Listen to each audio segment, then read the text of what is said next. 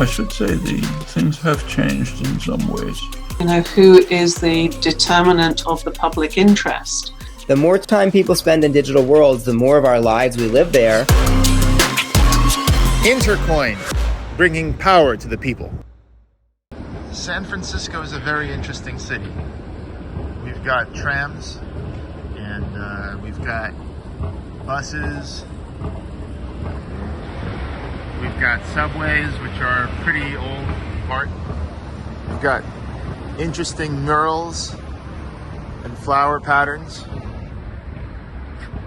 The hippie movement was born here. But at the same time, we've also got a bunch of homelessness. And California's kind of warm, so people gravitate here.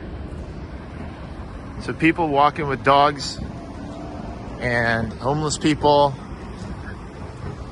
are side by side.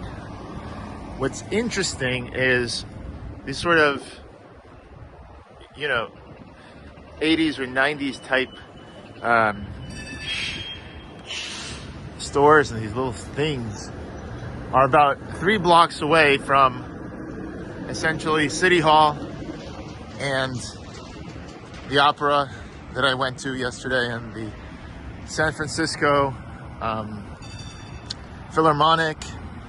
We've got the Symphony Hall. So if you just go 3 blocks from this and this, you're gonna hit city center. So let's do that.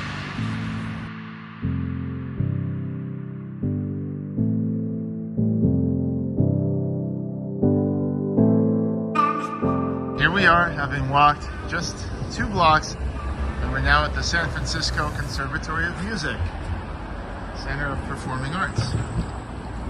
We've got literally the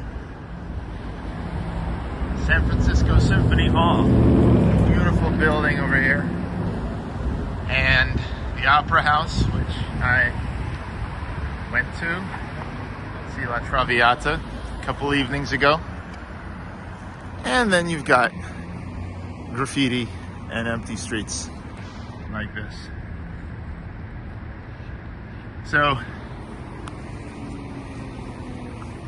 I don't know. I haven't seen a city center juxtaposed so much with this kind of stuff. You got this stuff, and then you got Symphony Hall, the Opera, and City Hall.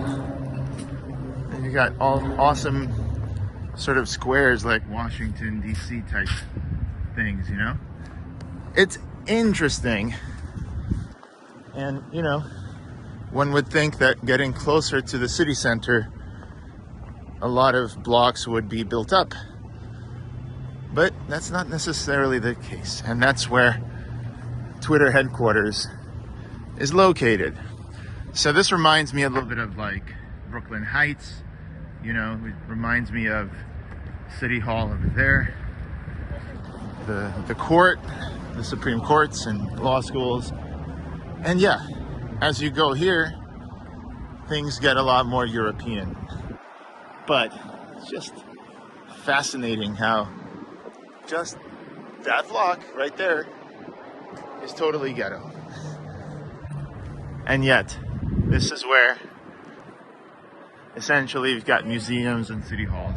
So yeah, I find that to be surprising. Otherwise, San Francisco is a very nice town. The weather is beautiful all year round. People love to walk their dogs, and people are in general very, very conscientious. That's what I found. Graffiti walks, if you walk for style. Okay. A lot of the New York graffiti kids came out here to show them how to put it down. Like I'm constantly having to refer to Rock City Crew to find out, okay, is this right, guys? Is this end to end? Is that cool? Because a lot of the hip hop movement, they started with graffiti or like either born at the same time, was nurtured out here, born out there, nurtured out here, and then it kind of goes back and forth. It's kind of nice. Along our freeways is most of the underground graffiti artists that were here and stayed here. There's a guy, I forget what his name is, he did a big mural here. He's from the East Coast, I'm pretty sure. and he did a big walrus out here. I think it was a walrus on one of the buildings, huge. It was like the whole side of the building. And he was Banksy's his name. Okay. He came out and influenced a lot of people out here. A lot of our kids wanted to do the same thing, so they really tried. But Banksy's work got covered up horribly, and so you see a lot of different stuff from Banksy's, which is about actually Banksy. From here on is all what's washed. Did you say This is Banksy. Yeah, I know. The graffiti artist. I'm not a graffiti artist. My brother is. So in the Missions area, there's a lot of private homes we were able to get permission to paint on, and alleyways, and there's a whole story if you because they change it up like monthly. I think the whole color scheme will change because if you know about municipal coding, you have to have certain colors for certain people who are blind or something. So it's really dicey or really technical, I should say, on what can be allowed. Like some weeks we'll have to implement a color in all the graffiti, all there on the city. We need a paint color we have to follow. Interesting. So sometimes you got to change the graffiti. Oh yeah, it changes. It's a living mural. I happen to. Okay, I'm a computer guy. Yeah. I run software companies. Cool. So I guess part of me is here because of that and Twitter. Yeah, cool. But I also drew a giant 3-story mural in New York City. Funny Nice. enough. And I had to. Yeah, I rented like a scissor lift with my friends. Now I'm not an expert. Yeah, it's really. Yeah. I was very afraid of heights, so I was up there like. So I found out a little bit about drawing murals. Very interesting. Did you scaled it, the gridding it? Is that how you did it? Yeah. I made the file and then I printed it out and I measured it. Yeah. But still, what I did came out like eh. And then I hired a professional graffiti artist next time, and she had a boom lift, that I got, and then just went ahead and did it. So. Very nice. But it's interesting that basically we're in the middle of this is this is City Hall, right? This is the city square. You said that's what? Music? That's the music auditorium. Music auditorium.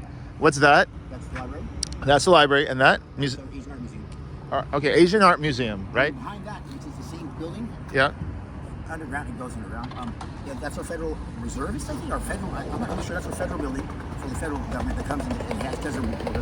That there is federal offices for the state and federal. But and that building, I'm not sure what that is. I think that's federal appellate court or something like that. Yeah, it might be a court. Yeah. So in Brooklyn, we've got City Hall, we've got courts, we've got all this kind of stuff, right? Yeah. And what I was saying was, and I'm just saying, what's interesting is that, okay, there we've got the Opera House over here, Opera House, and the Symphony. So the Symphony Hall is a big one. It's nice. Right? And what's weird is that block over there is an alleyway with graffiti and dumpsters, and that's what got me in this conversation. It's how do you have the main city center and then a block away you've got, you know what I mean? Why don't they just build up that block and make it something? This one here on the other side? Yeah. They are. They're working at it. I don't know if they can. I don't know why they don't. Maybe there's not enough granite left where the granite quarry was to replicate some of it. But can't they ship from somewhere else? I'm not really sure where that comes from. So this is all granite from a granite quarry. Oh yeah, I'm sure it was. Yeah, it must have been, right? Yeah, I've actually seen rocks like this in my property up north in Northern California that resemble a lot of this. So. Oh yeah. Okay, so you're, and basically if I walked 3 blocks down, there's a big mural and graffiti is beautiful. The Stormtrooper one? That was on, so this is Market Street, right? No, Market Street's back there. I would say, yeah, on Market Street. On Market Street. I went out, if you take Ness and you go Van Ness down to Market, you're going to see those murals. You know what I'm talking about. Yeah. So those are beautiful. But the graffiti I was seeing here is just Oh, dude. You gotta go to Mission. To walk down one from Market. See, Market and Mission run like this from the piers. They run up like this. They stop here, and Market Mission goes that way, back down towards the El Camino Real. I don't know if you Camino Real. I mean, I've seen it before. I walked. Right here, basically. Mission Street starts away from San Francisco City, and it goes into San Francisco residential. Okay. That way. Right. And so that's what the beginning of the El Camino Real is in reality. That I'm aware of. And so if you go down Mission, get Mission 14 and get off on, you can get off on 14th and start to see where it begins. But you get off on 16th, and this is a mecca of cultural mecca and transitional mecca. Interesting. And go walk from 16th and start walking up Mission Street, up the numbers, and you'll see out and look to your left and right when you see an alleyway, and see if you want to walk up the alleyway. When you go to that alleyway, walk up it and walk to what's called Valencia. And then there's not much graffiti investment between Mission and Valencia. all the way up to 24th, and then on the other side of 24th, from Mission and Bryant, you'll see to Army, which is called Cesar Chavez Street. Now you'll see a lot of dedications dedicated to the other artists. They have pictures of the artists that was there and just goes on and whatnot. So yeah, it's almost like a lightning bolt up Mission Street from 16th to say 23rd, 24th in alleyways, and then drop on the other side of Mission Street to Cesar Chavez, and you'll probably see what you're for. So there's something dedicated to Cesar Chavez. This is oh yeah, there's a whole street. It used to be called Army Street that runs from the piers on that, as far as the piers went in the bay on this side of the city, this part of the isthmus, to all the way up to Mission. Nice. Last time I went down to Alcatraz, I went down to the bay overlooking, the piers. Yeah, that was nice. Yeah, that's cool. I saw a rock concert on Alcatraz once. It was really awesome. Oh, it was really nice. So yeah, okay, I'm gonna take a walk. But it just struck me everything here is cool, everything's beautiful, and then you got that one block, and you go down, and there's graffiti. So it's interesting. I hope they, I hope. I would love, what I'd like to see? I'd like to see people come out here and like you're doing, and tour and be like, oh wow, and then have a brochure to hand. I'm like, hey, yes, I've been working for 10 years. I don't know. I said my brother's a computer artist. He's gone now, so I don't. Maybe there should be an app. You guys should have an app. There might be. If you look up Precita Muralize. Yeah. It's a website, I think. And, yeah. That guy there used to work with my cousin, my brother, who was a graffiti guy back then, and he may have put something like that. I know he's on top of most of the projects that they're funded, but funded by with money. We need more. We get permission to do this. That would be follow that site. And this is where somebody told me the hippie movement started in San Francisco. Let me back that up. Yeah. The rock and roll scene it's kicked off from '64 after the what's that word? When Vietnam War was exposed, and people were protesting. That movement happened out here. They gave all these people something to do while that was happening. So what about Woodstock? Is that before or after Woodstock? That was Woodstock 67? 67, yeah. Yeah, but a lot of those bands that came to get started and make some money, like this guy promoted, Bill Graham. Yeah. Got a lot of their start here. Or they got a lot of money out of there for the next tour. Yeah. To go back home. So this was the 60s. This was when it started. So. When the rock and roll team. Yeah, then you had punk movements later and 80s. Yeah. Did Kenny see it? Yeah. Right? So what about you when you were growing up? This was when? During the punk era? Yeah, Skinny Puppy just came out when I got in 81, 82 when I got in the punk scene, Yeah? So that was okay. And a lot of bands came through here? Oh yeah, we had one of the cool, I don't know, Sacramento had a more hardcore scene as far as good underground punk rock, which was not punk, more I don't know what you call it, man. It was more skinhead shit. I hate to say it like that, but back then it was punk. Yeah, it was white. More ska, Yeah. I don't know. My terminology is really bad. Yeah. Yeah, it was great, man. It was really cool. There used to be amidst the punk rock realm, there was all these designated little factions, but nowadays if you say that, they're just call it, that's punk rock. Hardcore is hardcore. We had a lot of great bands come out of here that fostered a lot of other great bands. Oh, your dog wants to pee probably, right? He's got anxieties. Aww, look at you. Hey. He's got a nerve problem too, which we're working with, kind of like the epilepsy thing, but he's cool. Oh, let me ask. Yeah, I see he's a boy. Yeah. Let me ask you. His name's Cheeto.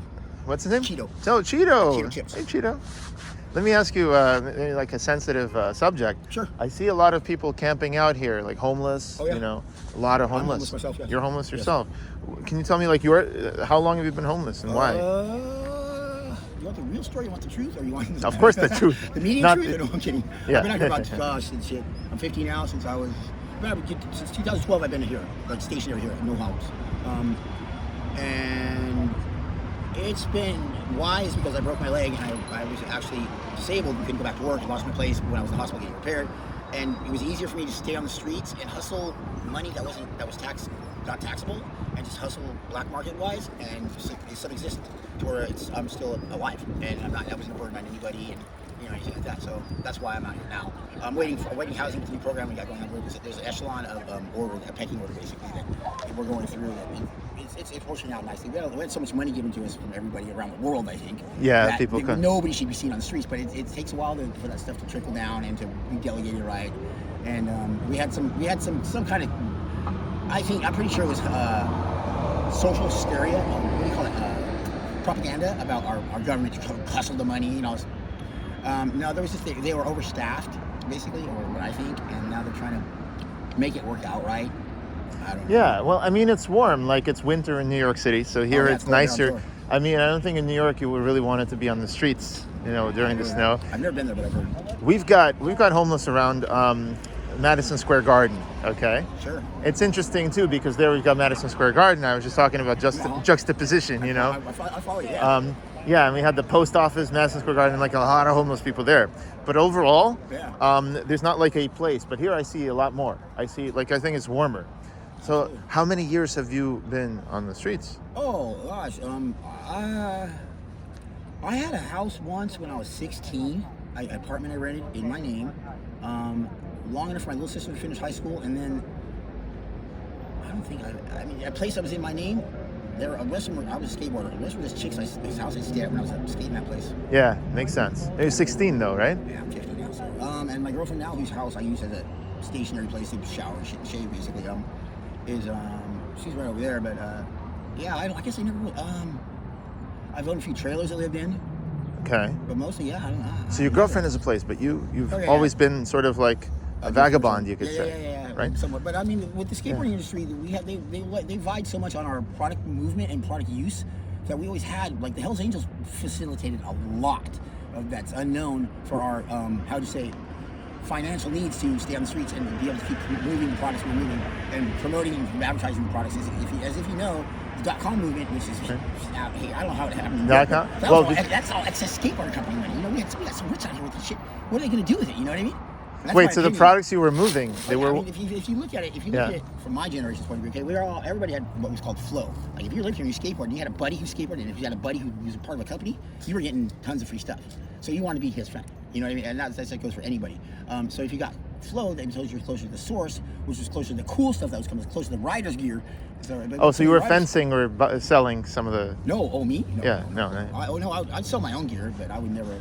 No. No. I mean, people were selling. Oh, yeah. But so nowadays, all that stuff is really high dollar to get. Like, we used to, man, if I ran out of money, I'd just take a box of shirts down to the local thrift store and sell them as a box of shirts, Yeah. $20 for 20 shirts. And Thanksgiving, those shirts now, like, if you get an Anvil Independent Truck Company shirt, really? Good luck. Uh-huh. Yeah, and then they actually came out some, like, fashion gear, like shirts and like button-up shirts and pants and jackets. And that stuff's probably really hard to get. But I used to get boxes of them and just give them out because my buddy was team captain, so I was able to get away with that. There's a lot of cool stuff that came out of that era. I was all over the map with that conversation, but no, sorry. I want to make an app, okay, to help homeless people in general, not just in San Francisco. Yeah. Hey, stop it. What do you want? You just want to pet it. Oh yeah. It's another thing for him. Food. He's got food. He's got food? Yeah. This is my girlfriend's dog. I just take care of him. I'm just taking him for a walk. Would you say it's easy for homeless people here to get food at least? Oh yeah. If you're home, well, not so much anymore. We used to steal a lot of food from the stores. Like, a lot of us boosted products that were selling. They were like, steal, or you mean take at the end of the day, like when No, that was what I would do. Most people just walked into it. And so it created a big. I mean, warn you, the Safeway in the market had $1 million loss every month. And so they were like, we got to do something about this. So they gathered all those little mucky mucks from the people that were out seeing. They knew they were local, that had enough reach inside the community to say, okay, what do we do about this, guys? Because we're going to wrap you guys up 30 in prison if you're not careful. And it's like, well, you don't want to do that. Well, this will work out. And so they told us the statistics, and we're like, okay, cool.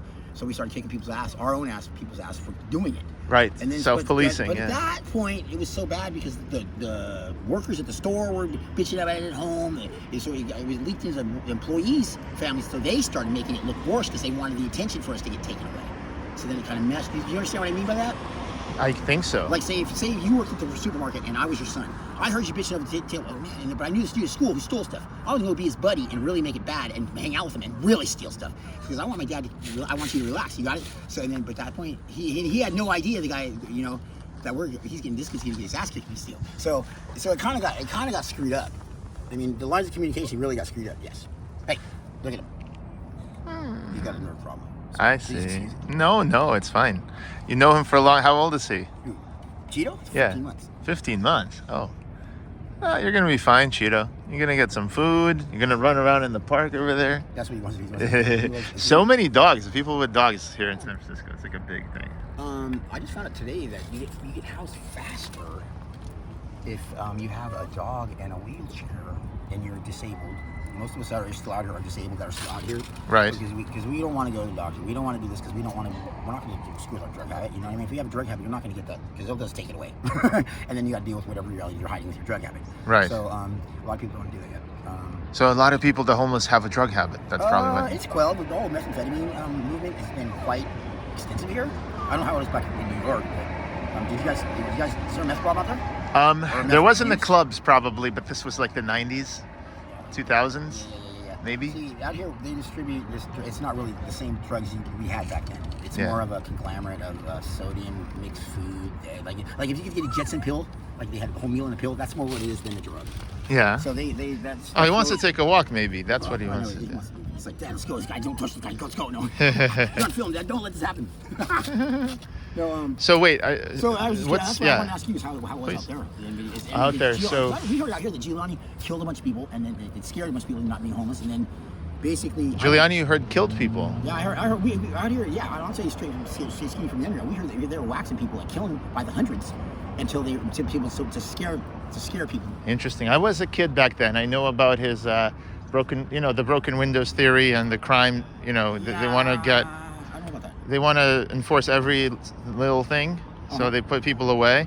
I mean, New York right now, I can tell you right now, has gone to such a point where if you commit a minor crime, if you commit an assault, they'll probably it's a revolving door. They'll lock you up, but then they might not even lock you up.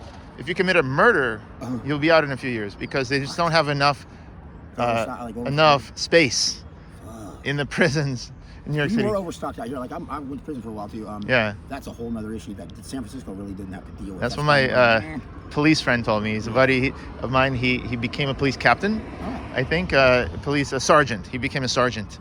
And he was telling me, nah, man, it's a revolving door these days. Like, there's not enough space. Yeah. So I think that we have lots of space out here. you have lots of space. I would tell you how we did too. Go ahead. Yeah, please. No, there we have Rikers Island instead of Alcatraz, right? But that's Is it native? Is it owned by the Commonwealth or by native? That's a good question. I don't know about natives over there, right? It's an island. Alcatraz here is owned by a tribe. Oh, really? It's owned by a tribe. Yeah. That's another That's interesting our thing. local Indian tribe. But I'll tell you this. I can tell you that on TV. The incarceration, the way that they deal with a lot of these things, and they put people into prison, it's become overburdened and there's too much. Yeah, I've seen it. And instead, they should probably intervene earlier and do things like a lot more holistically, right? I got you. Yes. So, for example, I just want to say, me, I want to build an app, and tell me what you think of this app, okay? Absolutely, yeah. It's an app for homeless people. Yeah. You give them a $50 phone. Like I would meet you, I would just give you a $50 Android phone. Not right off for you. Just give it to me. Just give it to you. It would be, you'd say you're homeless, right? Yeah. And we would, you get only one, right? So you can't come around and get multiple. That's what I'm saying. It's not right. Right. But here's then the next thing is that it would be preloaded with apps, really easy to use. One of the apps would be finding gigs. Okay, gigs. So the kind of gigs on the street you could do is handing out flyers. Sure. Would you do that, right? Yeah. Or selling, CDs or whatever people want you to hand out. The other one is cleaning up the streets. We have something like that already, but yeah. What do you have? Yeah, and it's not known. If you're local enough and you're running the crew on the streets and the community's putting up because you're security on the cars or you're security on a building that doesn't have any insurance because the family can't own it. There's reasons why a lot of homeless people are out here and we're not going to be gone forever. Because we're street security that the police just can't know about because it's an illegal operation, or they can't fund it because it's not. No, but if you had through the app, if you had gigs, would you? Let me finish. Good. So the one of the five for us, the 5 to 1 is 5 bags of trash, $5 a bag, eat $25, and that's worked out with the Department of Public Works, and that's a whole other issue that probably most places don't have to be able to do this, but. So they'll give you $25 for your 5 bags of trash if you pick it up. So they'll tell the leader, some street cook, hey dude, you get 5 bags of trash here every Wednesday and make the place, or however average you need to keep this place clean so the street cleaners don't have to push fire the street trucks and come out here because that costs the taxpayers.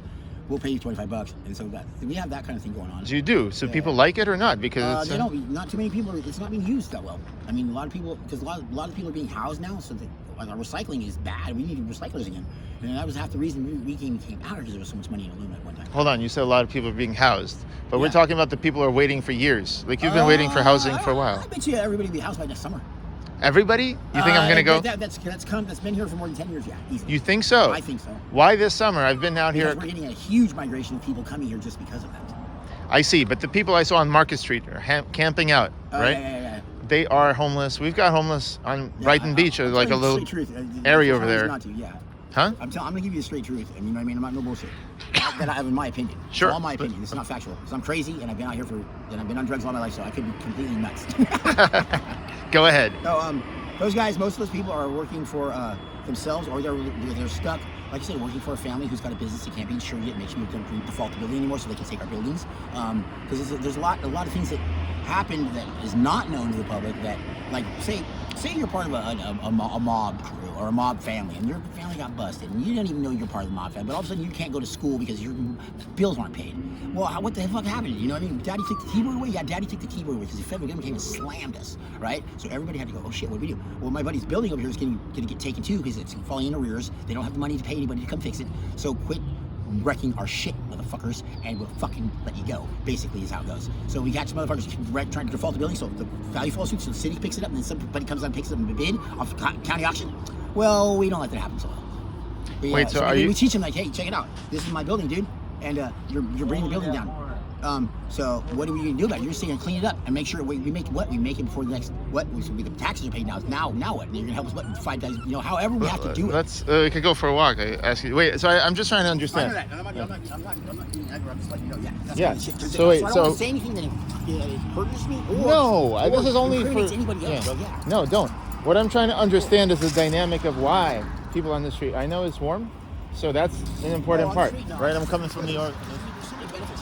Yeah. Why instead of in the 90s, 89, like 87 to 95, yeah, was the top place to be homeless in California or in America because you could live on the beach. There was a shower every 3 miles. You could live on the beach. You could, it was warm and smoke weed and do this and that, and the other, and live however you want to live and find yourself in the Mecca, on your 40-day wander. Yeah. Like that, People pay to go on vacation to those places. Yeah. Yeah. From here, you can go to Hawaii for $250 to stay for a week. Really? Yeah. $250? Yeah, you take a tent and go there. Wow. And not just Oahu, but in one of the islands. And I don't know if they're aware of it, they were planning that one, but yeah. And you go stay for a week, get off the train, or get off the boat, get off the plane, and go put your tent up in a designated area and stay, enjoy Hawaii. Come back home. $250, that's cheap. That's cheap, the yeah. challenge is going to hate me, but oh well. No, that's good, man. Oh, here's a big question. Yeah. You have, like, documents, like if you needed to get a job or get on a plane and go to Hawaii? Yeah. Real ID, that's all. Yeah. Real ID. Real ID, yeah, that's good. That's what they call it. Because I met a guy in Washington, D.C. Mm-hmm. It was super freezing cold. This was last winter. I can't imagine Maryland. Yeah, the guy's like, I need to get inside somewhere. I'm dying, Certainly, yeah, I took him in, actually my hotel room. We just gel him. Yeah. Gel him up.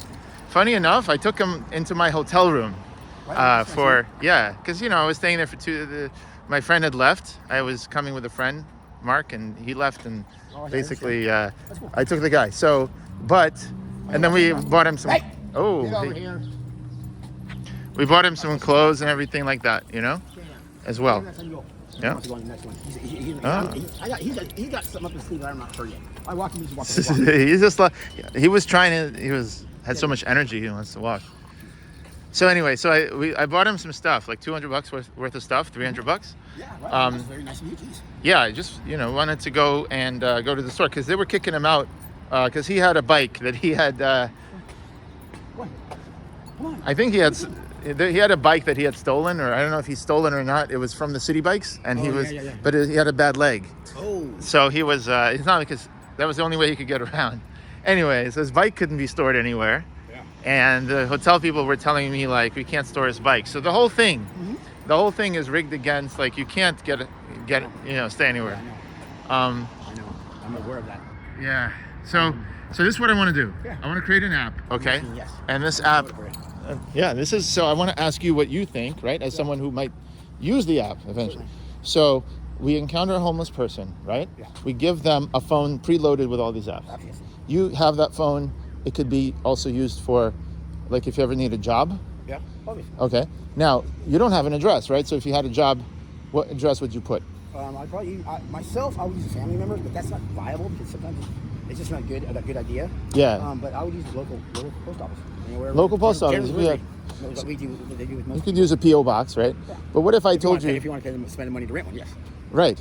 So what if I told you that the app also came with ways to unlock like Amazon type lockers. Okay, you can store your stuff. Oh, that'd be really nice. But one of the biggest things out here is the thievery. Like people stealing from others, homeless people. Yeah, it's huge. It's huge. So you close your eyes and then you wake up and it's not there anymore. Yeah. I've lost many backwards. Okay, so it would be lockers. It would be a little bit like this. Like a lot of these are available. you would be able to unlock these things with your code.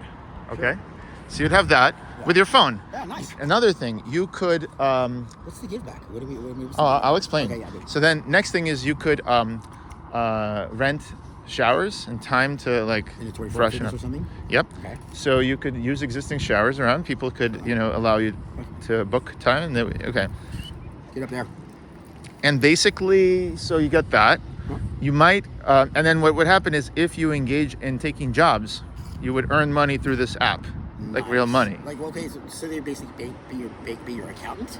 Yeah, like you could go to a store literally and pay with, it would be like, quick question. yeah, please. For a lot of people like are deadbeat dads, or people who owe lots of money to the government and we're hiding. So I'm not me, but I know people. Right. So that would be bad for them to get put on paper because then the wages would be attached. So I think it would be cryptocurrency. I think people would pay with cryptocurrency. And that's not taxable, right? And that's not, they wouldn't know. They wouldn't really know. Okay, good. Yeah. Okay. I mean, I don't know if taxing the homeless people is a big priority for the government. Because we're homeless and we're vagrant. They have and we're a constituent of that county. The county has a responsibility so much of your actions and abilities, basically. And I'm not sure what the coding or the line, what the laws are around it or the statutes around it. But I know that some people can come here and live, and we get what we need. Some people come here and can't live because it's expensive. Local. Yeah. Yes. So I don't know how that would work with what you're talking about. To be able to get a monetary value exchange would be cool. No, so I'm going to tell you. Yeah, just thank you. Participating stores would simply be paid out by us, right?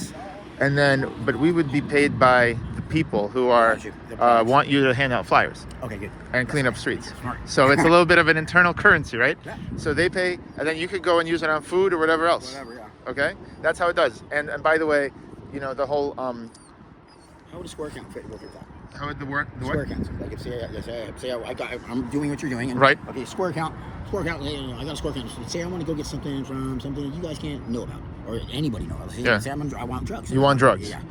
Will a square account? Will I be able to put a square account in that phone like a square? It might be that you might still have to get drugs the way that you normally get them now, which is to say, you wouldn't be able to use this payment system for the drugs. This payment system would only be usable for you get Maslow's needs.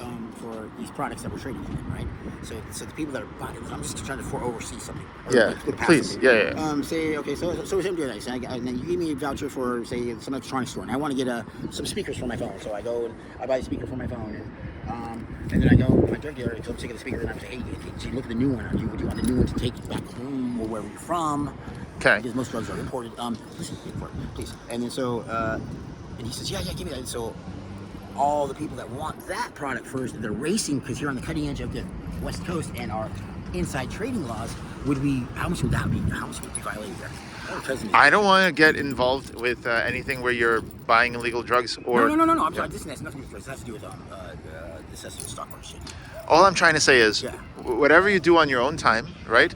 You might also look into. They do rehab. They do a lot of things. Yeah. So, but that's not our concern. What we want to do is the money that you may not have for food. Yes. Which I think many people can just hustle up some money for food. It's usually not. Most of the restaurants, if you're part of a crew and that crew takes care of exactly the area, the district, and the district has a restaurant, he's got more food than he can throw away because we don't have pig farms out here. We don't have places where they take. Do you know, like restaurants, you could just show up and take food? I'm very healthy. But that's because I've been here for 10, 20 years. You know, yeah. I know, but that's for me. So what do you need money for? Me? Yeah. My girlfriend. Yeah. Your girlfriend. She has a house. To give her a normal life, yeah. Okay. To be able to take her out and to live like most Americans So live. Restaurants. Well, yeah, to take her out to go take whatever you want to do. Yeah. Or clothes, I guess. Yeah, whatever cash tender works for. But besides that. To put into an account somewhere and save for my kid. I suppose. Save. So you'd have no immediate needs. Your food, you could get food, right? But you were just telling people who were stealing food for $1 million. Well, no, that was the statistic on how bad it was at the peak of it. At the peak same of it. with What about now? Now, Yeah. it's down to a minimum to where people don't steal near as much because they get their ass kicked. If I was to ask you, do you experience food insecurity? Would you say Never. I Never. have. You could. You know you're gonna eat. That's me personally. You personally. Yes. What about other homeless people you know? Oh, but food stamp program too. So I got to put that in there. So that's huge in my life as well. I use that. Oh, I use food that- stamp program. Yeah, I use that to the C. I budget myself out. Oh, so the government gives you food 200 stamps, bucks, $200 basically fluctuates a little bit per person. and that is what takes care of your food insecurity. Yeah, What if you have didn't a place to have store food it, stamps? If you have a place to store it. What if you didn't have food stamps? I'd be much more of a criminal. I'd probably be in jail right now. So food stamps really help you to stay off of it. Yeah, because then people be hungry, and when you're hungry, you're going to go get what you need, and then there's more crime, more violence. Yeah. In other words, to get food, or this doggo wants to get some food, run around. If he's hungry, it's because she hasn't fed him today, and I'm not sure if she's in the shower now. It's a he, right? Yeah. Hey, what do you want? So He just doesn't he doesn't know. He just wants to run around. I want him to do his He job. looks at the kids. Look, so basically, if not for food stamps, you're saying you would have to steal. You'd have to do something. I'd have to resort to something like pandering or panhandling, or and be a public nuisance again. Yeah. Yeah, I think the food stamps really help We with also that. have restaurants out here. I can go to Taco Bell and get with my food stamp card. I can go to certain ones. I go to Kentucky Fried Chicken with my food stamp card. I can go to the local taqueria and get a big taqueria. So it's a little. I don't know if this would work anywhere else, but here in Frisco, yeah, it works out great. Our food stamp program is awesome. So food, I got it. What about rent? What if there was something like that for rent? Would you get a place, like a small? They do have that. They're giving away rooms for free. For like up to 3 years to get on their feet. So what happened? How come it takes so long to Too many get? people, too much influx of the statistics for the government because it changes so quick. Like we're quicker than the industry. We're quicker. We police our people way faster. And so by the time they get the statistics, the paperwork pushed through, Yeah. it's already done, and they're going. So it's impossible. And then they had a bunch of people that came in and they housed everybody, but they started wrecking the homes where the value of the building washed out. And so even though even donated buildings. People that donated, say a family trust donated a building, have it. You do whatever you want with it. We don't care. Then they used it right off. They took the money away. So the government had this building. They put subsidized housing. Gave it away, and the value depreciated so quick from the idiots that were in there just not knowing how to live right. That it was a loss for them. So they kind of backed up. They backed a little on that. And which I don't blame them because then they got a building in default. It's in the code. They can't have anybody in it. It's condemned. So how does a building fall into that kind of misuse? Disrepair. From abuse and misuse or bad tenants. What do you think would make other tenants don't abuse the building, right? Class, I think they should have class. Just like having for kids, they should have class for. Yeah, there has to be. So it sounds like here in San Francisco, it's not too cold. You know how to. Cold at night, though. Can you get shelter? We have there's a big movement. What do you do? Like yesterday, it was cold. Yeah, big movement. Big movement in stealing clothes from thrift shops. Like thrift shops, yeah. Goodwill, Salvation Army. That's just for free. They got it for free. It's paid for 3 times by the time they sell that garment's been sold 3 times. Oh, they sell. So, I see. And you no, we high grade that shit. Like Robin Hood, we'll steal it from them and give it to the kids because if the kids ain't got it, the kids ain't got it. Well, here now they got it. They have no reason to. The cops go home because nobody's stealing shit. We got this. Whose was it? It belonged to nobody. That was donated. We got it in transition between the donation center and the fucking purchaser. So what? Yeah. I'm just trying to figure out. But okay, bottom line is like this: if I was to build an app that you could make money.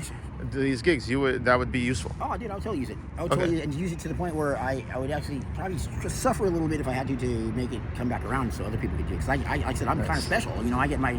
You could give out to other homeless people, like their accounts, right? Well, I could definitely promote it. Now, each homeless person would have to take a photo of themselves in order for, like sponsor a kid in. I understand. Yeah. There's a lot of avenues for that. So everyone on the internet would see, okay, this guy, and you want to see like progress, right? So the progress is eventually you get a home, eventually, right? So you would do is you get lockers, you get things that we would, set up, and that way. Maybe it'll cost you a little bit, but then you do these gigs, and it'll be like if you know. It's good. But then you get to store your stuff. Certainly, but what happens when you? That's so conformist, man. I don't know. I don't think about that. It's too measurable. What do you mean? Well, I mean, it's go into that. It'd be too easy for someone. I don't mean to be rude at all, but some pencil pusher somewhere could market that person's lifestyle and consider him as one amongst many, and then overall put what's the word I'm looking for? A mass cap on that idea, And then so therefore your individuality and what you're doing with your life would become obsolete, suppose, because you can only get so far with it. Say, let me think of a good example. Say I'm doing what you're doing, and I'm sitting in my locker. Well, I got a phone this big, and I got everything down, everything on my phone. Watch, and so I don't have phone space no more. I'm more about power, the little battery. So I got all that space. That would today it would take about half the stuff. Let's use this as an example. Half the stuff because I got my battery charger, I got my phone, I have my speaker, everything revolve around it. So I have my phone. I got a plug in here. Charge the phone, but I need my unit. My backpack's on this. Okay, my backpack's got my work clothes. Let's say. So what's the problem? That's all I can do. That's all I can start. So I'm gonna have to get some of the money I'm making somewhere. To buy and do a privatized industry, a storage unit, and that's gonna take a little bit of extra money. So would I be able to take any of the money I'm making off the cryptocurrency and apply it to that for storage? Yeah. We could ask storage providers like mini storage if your storage needs grow to join the network, and then you'd have a mini storage around here that you could use, and you could upgrade from this to mini storage. It's like a country inside of a country. Yeah, I'm very big on that. Mutual aid, mutual help. Okay, is there anything that you can, because you probably figure out the gist of my attitude and my pursuits in life. Right. Was there anything I'd be mad if we're doing this with you? Would I be mad later on for any reason? Like, is there something? I mean, consider it's totally I shouldn't have done that. It's optional and voluntary for everybody, including you. Yes, absolutely. So it's just extra money. If you decide at any time. Huh? Okay. Just take your stuff. Yeah, take your stuff. And there's no payback. You don't owe anything to anyone. That's rad. Yeah. It sounds too good to be true. Actually. Really? I love it. You know. All right. Okay, man. Well, that's what we're gonna do. And again, I want to. So homeless people are going to progress through levels. I'm going to buy some trailers. Okay. I'm going to park them. Where's William, by the way? Oh, I'm Greg. Nice to meet you. So I'm going to buy trailers or RVs rather. Yeah. They come with a shower. Sure. And the nice thing is I don't have to pay rent. So these RVs are going to be parked on streets in New York, etc. Which have laws. You just have to repark them every day. You're aware of that? Is that the same here? Sort of, but the ones we get, the RVs we get they're not educated people. They don't know how to take care of them. They fall in years. We'll take care of them. Okay. But you would book time to use the shower, use the internet. What about to dump your waste? Huh? Dump your waste. No, we take care of that. You mean go to the bathroom? No, like once the share is full, once your holding tank's full, where the biggest problem out here living in an RV, I've done it, is to dump your waste. Okay. And to be able to get the gas money to and from to dump your waste, there's only 2 receptacles in the whole city, so it's a bitch. And so most guys I know are RVs. Oh, where are they? Where are these 2 One's out in Bayshore, which is all the way that way, and then another one was up here somewhere in one of these gas stations, which is closed now. Okay. So there isn't hardly any way. So there's a lot of veterans. Have you been a veteran, or have you? No, but I have friends that are. Yeah, friends are, and they're homeless. No, VA took care of all those guys. Yeah, okay. The ones that are still homeless because they didn't want to follow the rules and they just want to be. Okay. So you start out. Basically, bottom line is you get a locker, and it's totally optional. Like I said, voluntary. Yeah. You get gigs. You get real money that you could use around town. You can't, but it's only for participating. In the gigs. Gigs, it's going to be in there. Yes, nobody's going to care about taxing you. Okay. And again, your identity is only going to be for the people on the site, but that's public. So in other words, they'll know you're this guy, and this is what you've been doing. And hey, if you make progress, there's going to be levels. We get fictitious names. Maybe. Nobody cares. Yeah, you could get. Actually, that's huge. You're right. Yeah, that's why I was looking for some money. Okay. You can get a fictitious name. You can get a username. How's that? Username. But then your photo. You could also, people want to see who they're. Shades? Maybe, but most people want to see who they're sponsoring. Okay, they want to look you in the eyes. And here's the thing: they want to follow your story, so they want to know they've made a difference. That's how the money comes. Yeah, what's in it for them is like the same way you sponsor a kid in Haiti. Okay, you get I got you. I understand that. That's good. What they want to see is this: you're going to get opportunities. You're going to get opportunities to get free clothes. Yeah. To get, let's say, some jobs require psych evaluation, right? So you get a free psych evaluation. Yeah, that's true. We have a lot of homes that are mentally ill. Yeah. People are capitalizing on the checks that we're getting from these people. I know girls are coming crying. Please help me. Please help me. Please help me. And I go to help them, and I get knocked out of play because some pimp is pissed off from taking. So you know what I mean? Oh, they got pimps? Oh my God! But it's not nearly as bad as it was. Believe me, and I could get killed for this one. But so please. Maybe don't go into it if that's not what you want to talk about. There's a lot of guys out here are happy with the way things are, and they don't want to change. And some of their workers. They're exploiting vulnerable women. Not just women.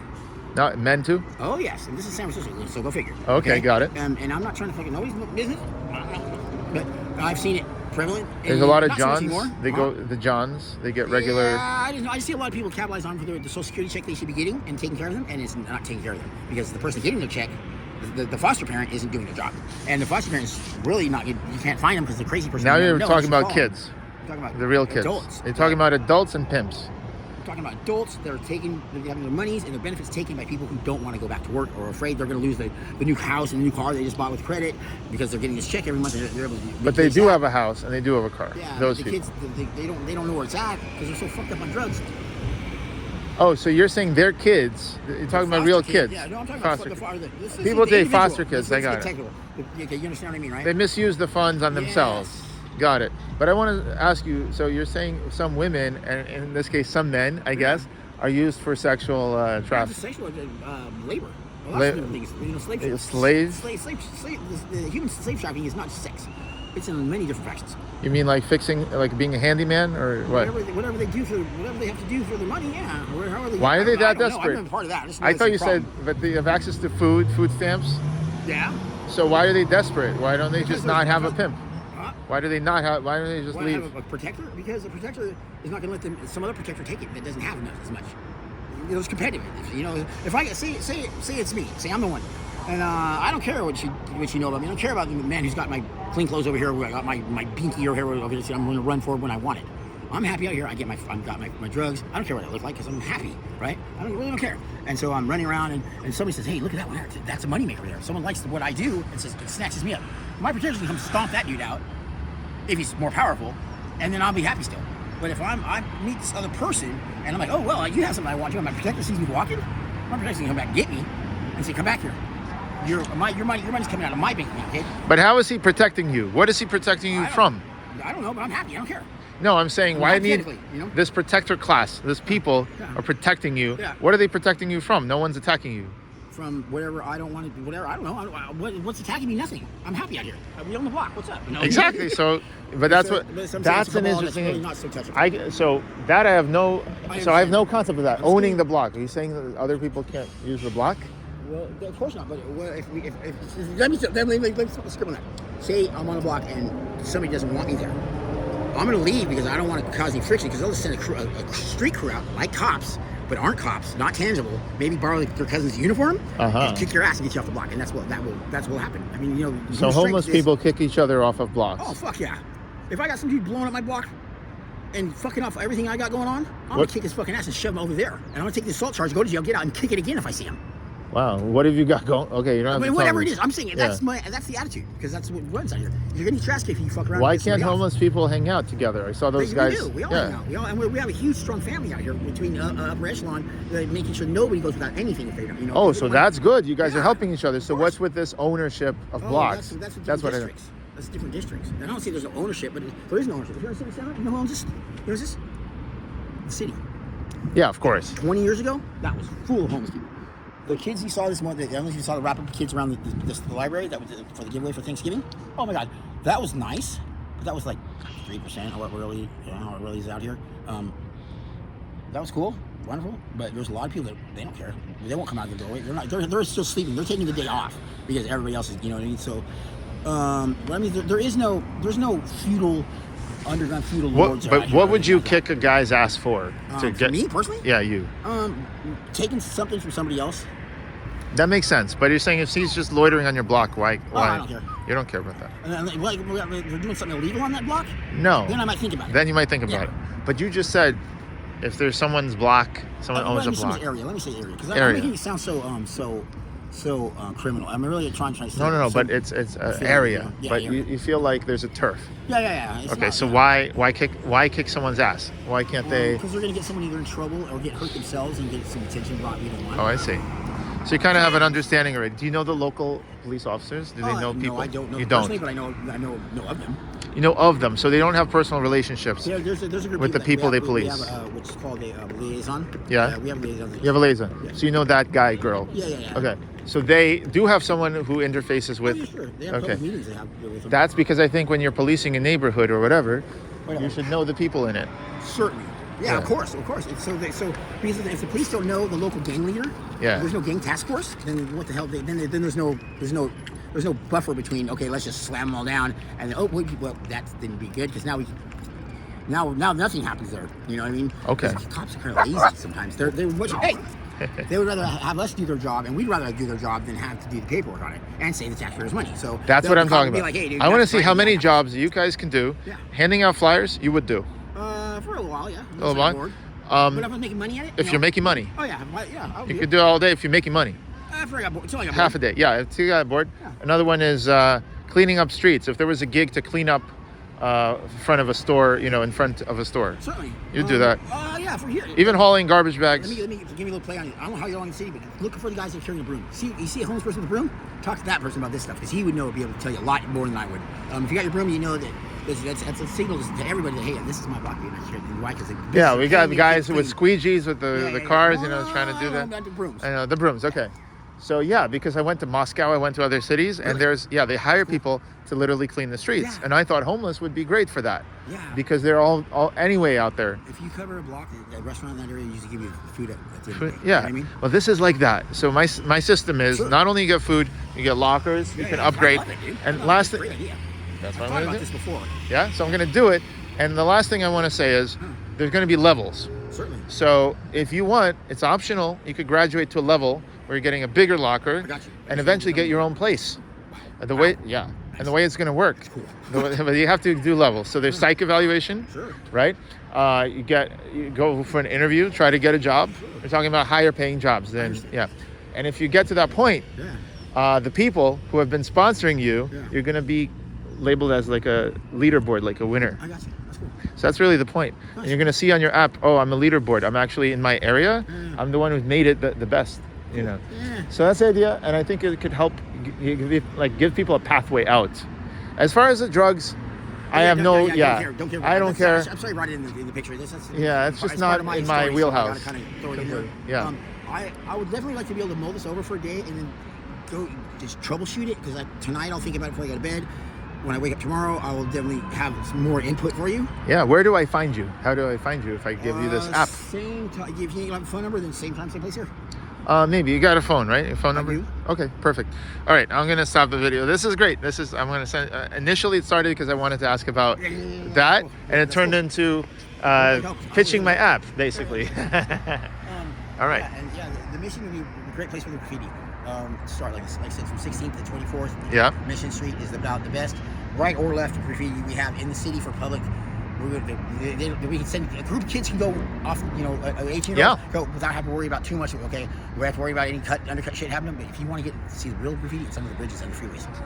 All the follow the train line, get on the couch and take the train and all the way. I will check that out. Drive back from the airport back to the city, and you'll see some cool ass shit. Get on BART, go all the way to Fremont, you'll see some cool shit. Yeah, man. All right, catch you later.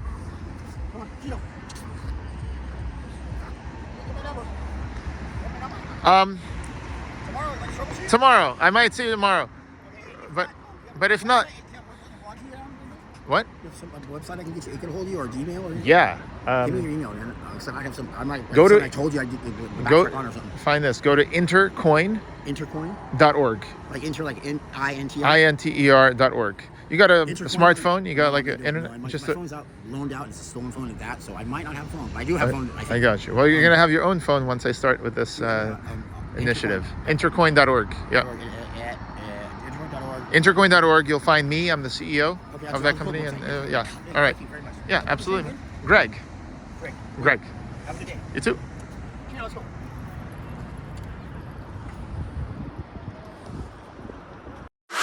Like to be the first to hear about Intercoin's roadmap and news?